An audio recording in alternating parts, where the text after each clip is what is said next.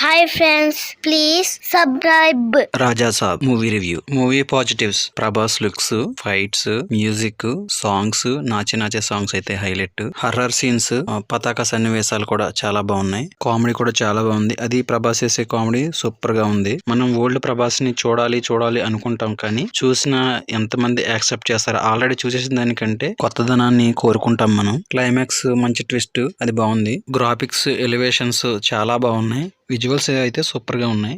ప్రభాస్ ముసలితో చేసే fight highlight గా నిలుస్తుంది మూవీకి. స్క్రీన్ ప్లే కూడా చాలా బాగుంది. నెగిటివ్ విషయానికి వస్తే రొటీన్ స్టోరీ, కామెడీ అక్కడక్కడ తేలిపోతుంది. తమన్ మ్యూజిక్ అయితే బాగా ఎక్కువ లౌడ్ గా అనిపించింది నాకు థియేటర్ లో. మూవీ రన్ టైం కూడా ఎక్కువగా ఉంది. సినిమా ఎడిటింగ్ అయితే అసలు నచ్చలేదు నాకు.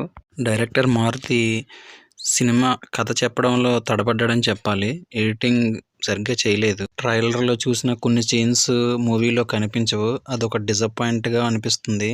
స్టోరీ విషయానికి వస్తే ప్రభాస్ అన్న చెప్పినట్టుగానే ఇది ఒక నాయనమ్మ మనవళ్ళ కథ. ఇది ఒక రాజ్యానికి జమీందార్గా గంగాదేవి ఉంటుంది. తన మనవడైన రాజసాబ్ తో నార్మల్ జీవితాన్ని గడుపుతుంది. తనకి కొంచెం మతిమరుపు ఉంటుంది. ఎప్పటికైనా తన భర్తని సంజయ్ దత్ ని కలవాలనుకుంటుంది. రాజసాబ్ తన నాయనమ్మ అంటే ప్రాణంగా చూసుకుంటాడు. ఎలాగైనా తన తాత దగ్గర తీసుకెళ్లమని అడుగుతుంది. కానీ తన తాతయ్య రకరకాల మంత్రాలు వేసి వీళ్ళిద్దరిని తన రాజ్మహల్ కి వచ్చేలా చేస్తాడు. రాజ్మహల్ కి వచ్చిన వీళ్ళని ఒక టైంలో చంపాలనుకుంటాడు. అసలు ఎందుకు చంపాలనుకుంటాడు? అన్ని మంత్రాలు కలిగిన తాతను ఎలాగ మన రాజసాబ్ ఎదుర్కొంటాడు అన్నది సినిమా. తాతను వెతికే ప్రాసెస్ లో నిధి అగర్వాల్ తో ప్రేమలో పడతాడు. అదే సమయంలో భైరవి ప్రభాస్ ని చూసి ప్రేమలో పడుతుంది. ఆమె ద్వారా ఒక అడవిలో వాళ్ళ తాత ఉన్నట్టు తెలుసుకుంటాడు. అక్కడి నుంచి సినిమా స్టార్ట్ అవుతుంది. ఇదంతా సెకండ్ హాఫ్ లోనే జరుగుతుంది. ఫస్ట్ హాఫ్ అంతా కూడా మూవీ క్యారెక్టర్స్ ని పరిచయం చేయడంలోనే టైం అంతా సరిపోతుంది. ఫస్ట్ హాఫ్ లో సంజయ్ దత్ ఫ్లాష్ బ్యాక్ ఉంటుంది. అది బాగుంది.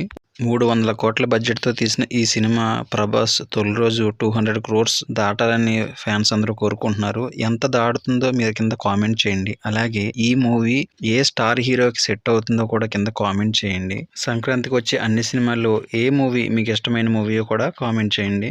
ఫైనల్ గా మూవీ చూడొచ్చా అంటే ప్రభాస్ కోసం కంపల్సరీగా మూవీ అయితే చూడొచ్చు. కానీ అరుంధతి అంత రేంజ్ లో అయితే భయంకరమైన సినిమా అయితే కాదు. నార్మల్ ఒక హర్రర్ కామెడీ మూవీ ఇది. మరిన్ని మూవీ రివ్యూస్ కోసం ప్లీజ్ సబ్స్క్రైబ్ చేసి సపోర్ట్ చేయండి. Thank you for watching. Share చేయండి, లైక్ చేయండి.